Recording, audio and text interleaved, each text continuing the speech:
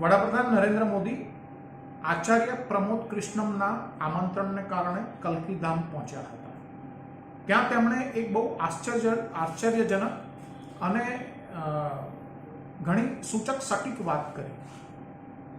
તેમણે એક પ્રસંગ ટાંકી અને કહ્યું તો સુપ્રીમ કોર્ટ ચુકાદો આપત કે ભગવાન કૃષ્ણએ કરપ્શન કર્યું. વાત ઉત્તર પ્રદેશના કલ્કીધામની છે. કલ્કીધામનો શિલાન્યાસ હતો. એ શિલાન્યાસની અંદર આચાર્ય પ્રમોદ કૃષ્ણમ કે જે કોંગ્રેસના ભૂતપૂર્વ નેતા છે અને હવે સસ્પેન્ડેડ છે, હવે બરતરફ છે, તેમની હકાલપટ્ટી થઈ ચૂકી છે, કારણ કે એક મુદ્દાની અંદર તેમણે કોંગ્રેસના હાઈકમાન્ડને સીધું નિશાને લીધું હતું.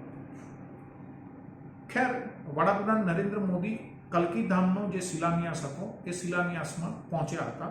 ત્યાં તેમણે આ પ્રકારની ટિપ્પણી કરી હતી. હું આનંદ શુક્લ, રિયલ વોઇસ ઓફ ઇન્ડિયામાં આપનું સ્વાગત કરું છું. વડાપ્રધાન નરેન્દ્ર મોદીએ કલ્કીધામની અંદર શિલાન્યાસ દરમિયાન કહ્યું હતું, કેટલાક લોકો બધા સારા કામ મારા માટે છોડી ગયા છે. સંતો અને જનતાના આશીર્વાદ રહ્યા તો આગળ પણ આવું થશે. તેમણે એવું કહ્યું હતું, આજે આપણે દેશના જ સાંસ્કૃતિક ઉદયને જોઈ રહ્યા છીએ. તેની પ્રેરણા આપણા છત્રપતિ શિવાજી મહારાજમાંથી આપણને મળી છે. આજે તેમની જન્મ જયંતિ પણ છે.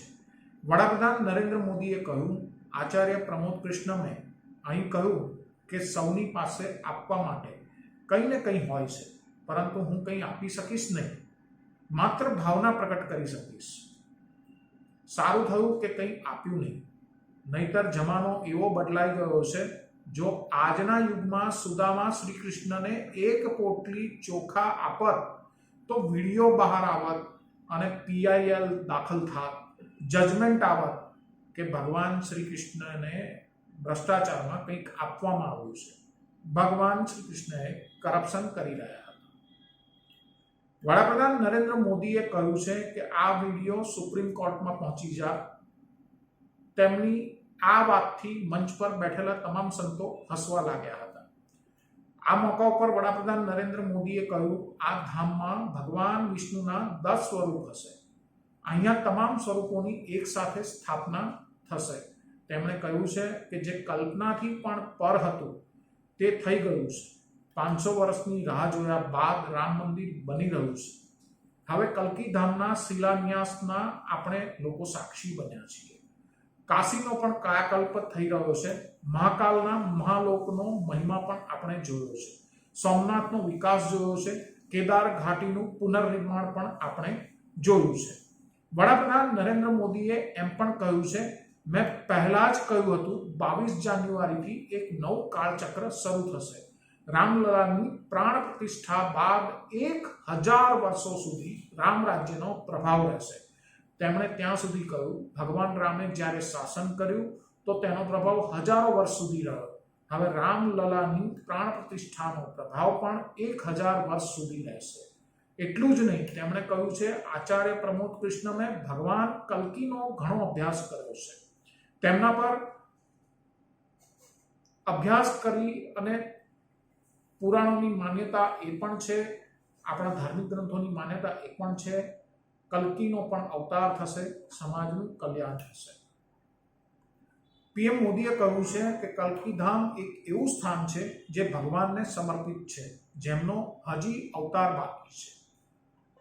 વડાપ્રધાને કહ્યું, તમે કલ્પના કરો, આપણા શાસ્ત્રોમાં કેવી રીતે ભવિષ્યની ચીજો લખેલી છે.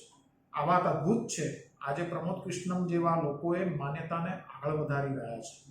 મહત્વપૂર્ણ છે, પ્રમોદ કૃષ્ણમ લાંબા સમયથી કોંગ્રેસમાં હતા, પરંતુ ગત કેટલાક દિવસો પહેલા તેમનો વૈચારિક મતભેદ થયો હતો. રામ મંદિરના પ્રાણ પ્રતિષ્ઠા મહોત્સવની અંદર કોંગ્રેસે આપવામાં આવેલું આમંત્રણ ઠુકરાવ્યું હતું.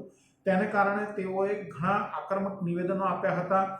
આ દરમિયાન તેઓ વડાપ્રધાન નરેન્દ્ર મોદીને મળ્યા હતા અને કલ્કીધામ આવવાનું આમંત્રણ પણ આપ્યું હતું. તેના પછી કોંગ્રેસે તેમને પાર્ટીની બહાર કરી દીધા હતા. વડાપ્રધાન નરેન્દ્ર મોદીએ કહ્યું છે કે આચાર્ય પ્રમોદ કૃષ્ણમે મંદિર માટે ગત સરકારો સાથે ઘણી લાંબી લડાઈ લડી. એક સમયે તેમણે એમ પણ કહ્યું હતું, મંદિર બનાવવાથી શાંતિ વ્યવસ્થા બગડી જશે. હવે જોવાનું એ રહે છે, આચાર્ય પ્રમોદ કૃષ્ણમ એ ચૂંટણી દરમિયાન કોંગ્રેસમાં નથી તો હવે કઈ તરફ જશે. શું ભારતીય જનતા પાર્ટીની અંદર કોઈ ભૂમિકામાં આવી શકે તેવી કોઈ શક્યતાઓ છે? તેમના ભારતીય જનતા પાર્ટીમાં જોડાવાને લઈને પણ ઘણી અટકળો એ ચાલી રહી છે.